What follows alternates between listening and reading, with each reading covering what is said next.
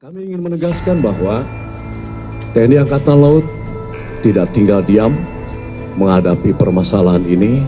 Kami telah berupaya mengambil langkah cepat dan transparan untuk mencari bukti-bukti guna mengungkap kejadian sebenarnya melalui proses penyelidikan bersama antara Puspomal dan Polda Banten. 3 anggota yang pada saat itu berada di Pangkalan Pondok Dayung, yaitu Sertu AA, Sertu RH, dan KLKBA, di mana mereka mengalami pengeroyokan oleh sekitar 15 orang tak dikenal di rest area kilometer 45 tol Merak Tangerang. Insiden berpangkal dari permasalahan pokok yaitu pembelian mobil. Dalam insiden tersebut diakui bahwa salah satu anggota melakukan tindakan penembakan. Setelah diketahui kemudian mengakibatkan korban. 1 orang meninggal dunia dan 1 orang luka-luka. Saat ini ketiga anggota tersebut proses penyidikan di Puspomal. Dokumen penyewaan kendaraan. Untuk bisa menyewa dia harus menggunakan KTP dan KK, tapi dia menggunakannya KTP dan KK palsu. Kemudian dari saudara IH, dia menyerahkan lagi ke saudara RH. Ya. Nah, RH ini, ya, kemudian dijual, ya, kepada saudara IS dengan harga 23 juta. Ya. Nah, kemudian dari saudara RH, baru diserahkan kepada atau dijual kepada saudara AA, ya, Oknum TNI Angkatan Laut, ya, melalui saudara SY. Harganya sudah naik, ya, dinaikin menjadi 40 juta. Evaluasi terhadap kinerja Polri tentunya juga terus kami lakukan melalui analisa dan evaluasi terhadap sentimen pada media sosial. Ada 7 juta interaksi media sosial terkait Polri selama tahun 2024, baik dari Twitter, YouTube, Instagram, TikTok, unggahan Facebook.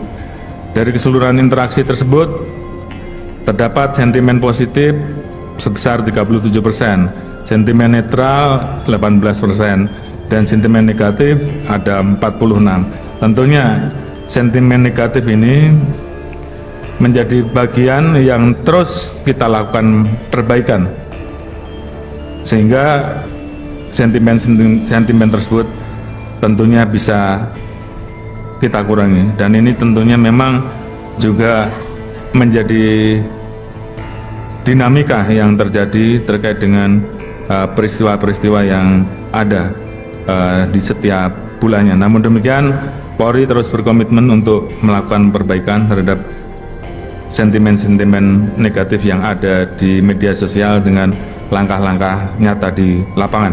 Oleh karena itu, tentunya kami terus menekankan kepada seluruh personil Polri agar terus melakukan pembenahan, melakukan tindakan yang cepat, melakukan responsif yang cepat, tanpa harus menunggu hal tersebut menjadi viral. Dari hasil penyidikan itu benar bahwa penembakan yang terjadi di kilometer 54 dilakukan oleh oknum 445 dilakukan oleh oknum TNI Angkatan Laut. Sebagaimana yang telah disampaikan oleh Bapak Panglima Armada RI maupun Bapak Kapolda Banten, kami Puspomal akan terus mendalami dan sekarang sudah dalam proses penyidikan. Pelaku sudah kami amankan.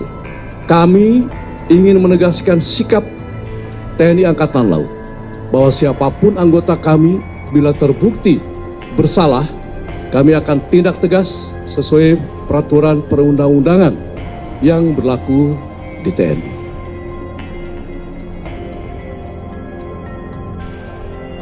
Bos rental tewas ditembak saat rebut mobil yang digelapkan. Kapolsek Cinangka disebut ogah dampingi.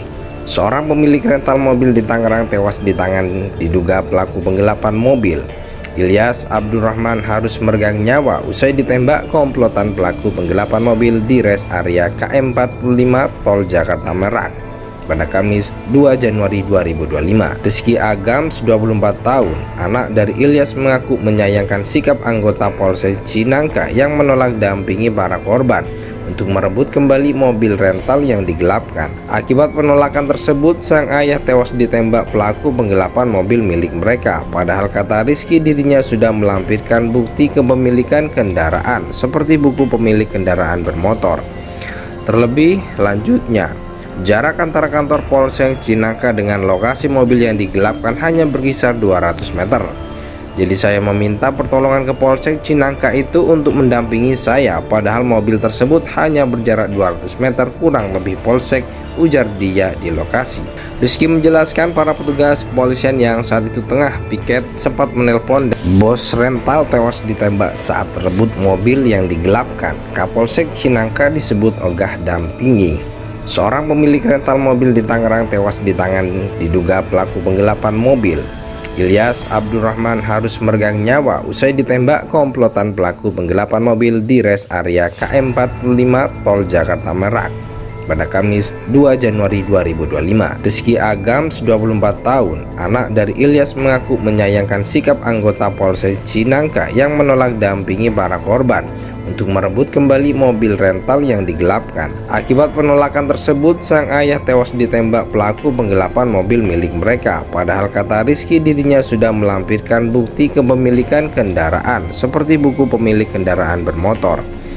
Terlebih lanjutnya, jarak antara kantor Polsek Cinangka dengan lokasi mobil yang digelapkan hanya berkisar 200 meter. Jadi saya meminta pertolongan ke Polsek Cinangka itu untuk mendampingi saya, padahal mobil tersebut hanya berjarak 200 meter kurang lebih polsek, ujar dia di lokasi. Rizky menjelaskan para petugas kepolisian yang saat itu tengah piket sempat menelpon